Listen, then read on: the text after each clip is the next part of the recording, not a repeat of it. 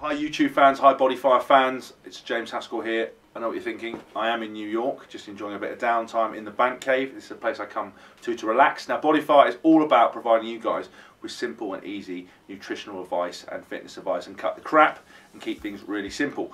Part of that is you guys having questions and comments on some of the videos, so today's video is all about answering them. The first question is from Aidan White.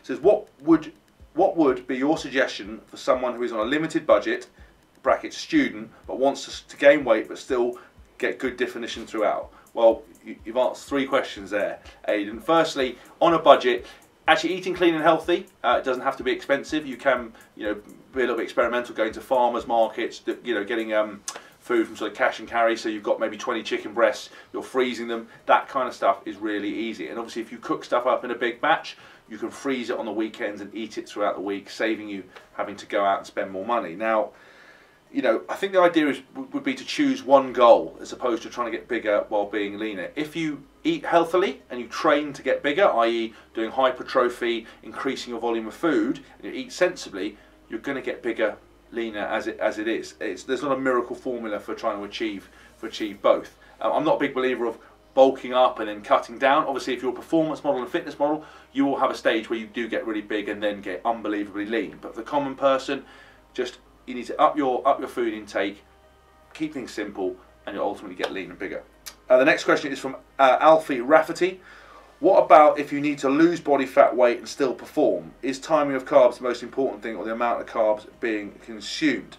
I think for me, it's about not worrying too much about timings. Don't become bogged down in that. You need the carbs at the obviously at the right time to fuel whatever training you're doing. If you're trying to lose body weight, then you need to have some carbs in there to look after your training, but that's going to be the smallest part of your diet. So when you look at your plate composition, the biggest thing you're looking at is a big source of protein, good source of vegetables, obviously a good source of fats. A lot of people forget fats. Fats help metabolize fats. They're key to sort of losing body weight, and obviously then the smallest portion will be your carbohydrates. But timings, don't really become bogged down in timings. Just make sure you look after stuff after training.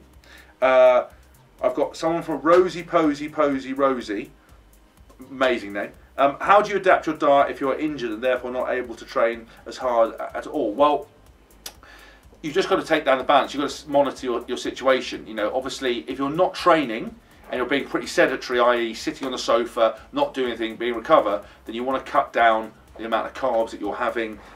You want to make sure that you obviously maybe take in less amount of fuel because you're doing less things, but it's something you're going to have to play with. Guys, there is no miracle solution, and all of you are very different. Calories in, calories out is flawed, but works to a certain degree, but you need to experiment. So if I were you, if I wasn't training, I would cut down the amount of carbs. I would still eat 4 or 5 meals a day, but it'd just be basically protein, vegetables and fats, but I would monitor the amount each time. The next one is from Dean Macaulay. Intolerant to dairy from cows. I presume you're saying you are lactose intolerant. Goat's milk contains about the exact same amount of lactose as cow's milk, though. I don't know what you're asking, Dean. I'm not lactose intolerant. I have no issues with the dairy products myself. I don't drink a lot of dairy. As a rule, I don't really eat cheese, but I like it, and I drink yogurt. My only vice is I love coffees. I love flat white, so I have a bit of milk. For me, it's not really an issue. I know for other people, it's a lot more of a more importance. And David Arnott, our nutritionist, will no doubt cover off some things to do if you are lactose intolerant. But me, I'm sweet with the milk. James Sherwood, humans are not designed to consume casomorphones. Is that right? Casomorphones from bovine. James, there's a lot of debate about whether humans and their digestive system are dealing with milk and products like that. Look, I respect your opinion. For me, it's not an issue. It's something that I have no problem with. It's part of my training. I eat very clean. I eat very sensibly. I have no adverse effects. But again, we are all different, so that's fine. But you've got to deal with what works on the individual. So you do sound like a bit of a nerd who obviously takes it quite passionately. That's sweet, but it's not for me. What are your macros for each day, James? To be honest with you, my diet is run by Phil Lerney. You can follow Phil at Phil Lerney on Twitter. We haven't bothered to go down in terms of drill down in terms of my macros. Essentially, it's not an issue for me. I know what I have to eat at each meal, and I'm sure if I added them all up, I could come out with it. But I don't believe in this sort of flexible dieting thing where I have a set amount of macros and I can try and bend in some ice cream or fast food claiming it fits into my macros. look, for me it's irrelevant. I need to fuel my eating. I've stuck with it for 6 months now. If I got too fat, I would then cut stuff down, but obviously my diet is based around performance. So you know, every meal I'm pretty much having 200 grams of protein, 300 grams of carbs, and unlimited green veg, and obviously there's fat thrown in. My breakfast is a little bit different, but I haven't got down to that level of detail because I don't think it's essential at this point in time. It isn't essential for most people. Someone's asked me what the name of the probiotic is that I take. I actually started taking Udos 8 probiotic, and then Wasp supplied me with one from a company called HealthSpan. It's a great probiotic. I don't have a specific one. There are lots of good ones out there. It is something that I'm going to look to review and get on my website.